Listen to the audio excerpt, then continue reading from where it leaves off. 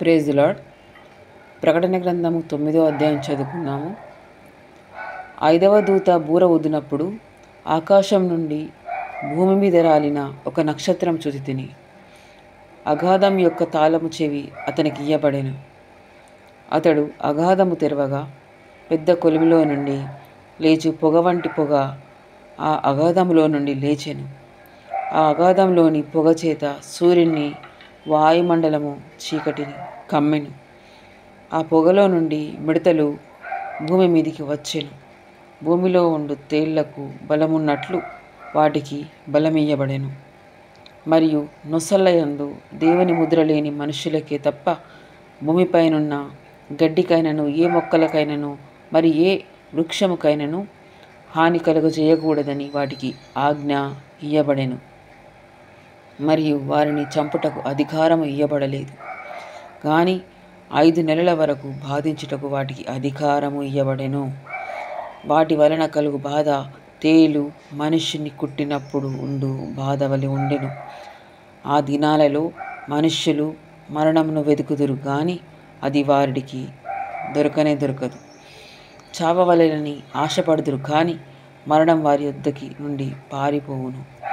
ఆ మిడతల రూపములు యుద్ధమునకు సిద్ధపరచబడిన గుర్రములను పోలియున్నది.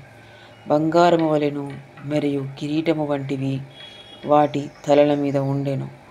వాటి ముఖముల మనుష్యుల ముఖముల వంటివి, స్త్రీల తల వెంట్రుకల వంటి వెంట్రుకలు వాటికుండెను. వాటి పండ్లు సింహపు కూరల వలె ఉండెను. ఇనుప మైమరుపు వంటి మైమరుపులు వాటికుండెను.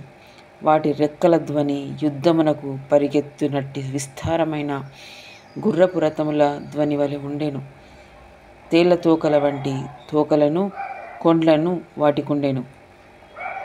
5 నెలల వరకు వాటి తోకల చేత మనుష్యులకు హాని చేయుటకు వాటికి అధికారం ఇయ్యబడెను. పాతాళపు దూత వాటిపైన రాజుగా ఉన్నాడు. హెబ్రీ భాషలో వానికి అబద్దోనని పేరు.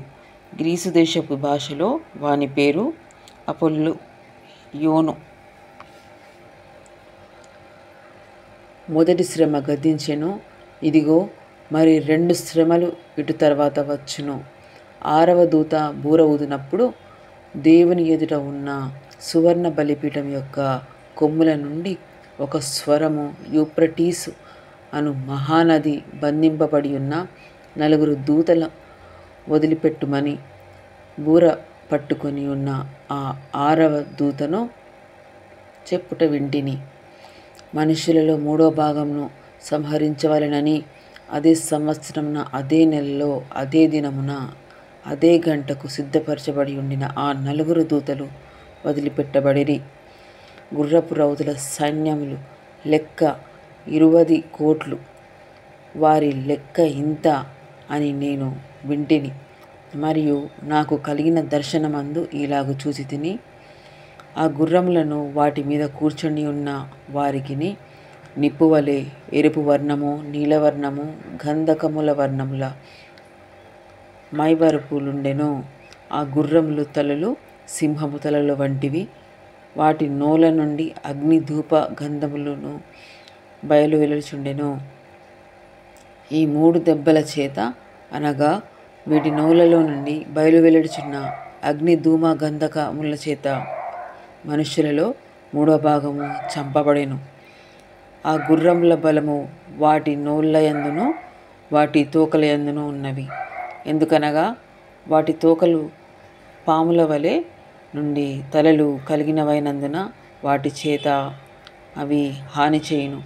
ఈ దెబ్బల చేత చావక మిగిలిన జనులు దయ్యములను చూడను, వినను, నడవను, శక్తి లేనివై బంగారు, వెండి, కంచు, రాయి, కర్రలతో చేయబడిన తమ హస్తకృత్యములైన విగ్రహములను పూజించకుండునట్లు విడిచిపెట్టునట్లు మారు మనస్సు పొందలేదు.